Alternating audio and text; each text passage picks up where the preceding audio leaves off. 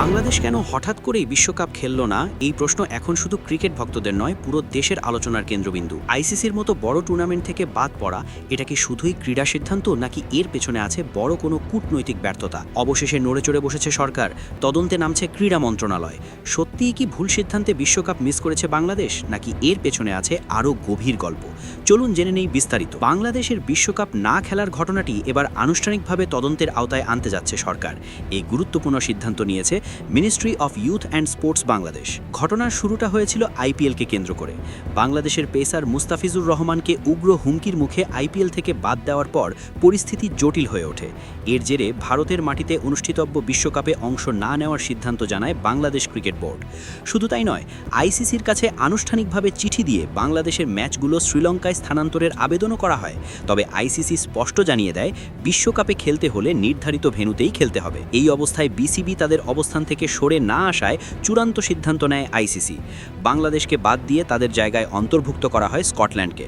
1999 সালের পর এই প্রথম কোনো বড় বৈশ্বিক টুর্নামেন্ট থেকে বাদ পড়ল বাংলাদেশ, যা দেশের ক্রিকেট ইতিহাসে বড় ধাক্কা হিসেবে দেখা হচ্ছে।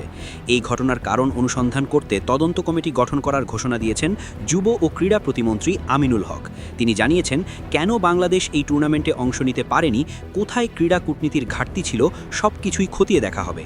এদিকে বিসিবির বর্তমান পরিচালনা পর্ষদ নিয়েও প্রশ্ন উঠেছে। গত অক্টোবরে অনুষ্ঠিত নির্বাচনে অনিয়মের অভিযোগ তুলে দেশের শীর্ষ ক্লাব সংগঠকরা লীগ বর্জন করেছে। এমনকি এ বিষয়ে জাতীয় ক্রীড়া পরিষদেও অভিযোগ জমা পড়েছে। এই প্রেক্ষাপটে ইতিমধ্যেই আরেকটি তদন্ত কমিটি গঠন করেছে ন্যাশনাল স্পোর্টস কাউন্সিল বাংলাদেশ। ফলে একের পর এক তদন্তে চাপের মুখে পড়েছে বিসিবি। তদন্তের ঘোষণা আসার পর বিসিবিও উদ্বেগ প্রকাশ করেছে। তারা আশঙ্কা করছে, এই পরিস্থিতি দেশের ক্রিকেট প্রশাসনে আরও অস্থিরতা তৈরি করতে পারে। ঘটনার আরেকটি গুরুত্বপূর্ণ দিক হল, ততক্ষণের ক্রীড়া উপদেষ্টা আসিফ নজরুল এই সিদ্ধান্তে গুরুত্বপূর্ণ ভূমিকা পালন করেছিলেন।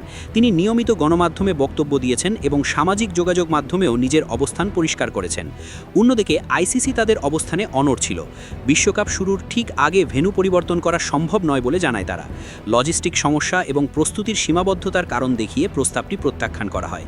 আইসিসির প্রতিনিধিরা বাংলাদেশে এসে বিসিবির সঙ্গে আলোচনাও করেন, তবে তাতেও কোনো সমাধান আসেনি। সবচেয়ে উদ্বেগজনক বিষয় হলো, এই সিদ্ধান্তের কথা ক্রিকেটারদের পরে জানানো হয়, ফলে খেলোয়াড়দের মধ্যেও ক্ষোভ তৈরি হয়েছিল বলে জানা গেছে। সব মিলিয়ে এটি শুধু একটি ক্রিকেট সিদ্ধান্ত নয়, বরং ক্রীড়া কূটনীতি, প্রশাসনিক দুর্বলতা এবং আন্তর্জাতিক সম্পর্কের একটি জটিল উদাহরণ। এখন সবার চোখ তদন্ত কমিটির দিকে। সত্যিই কি ভুল সিদ্ধান্তে বিশ্বকাপ হারিয়েছে বাংলাদেশ, নাকি এর পেছনে ছিল আরও বড় কোনো বাস্তবতা? সেটাই সময় বলে দেবে।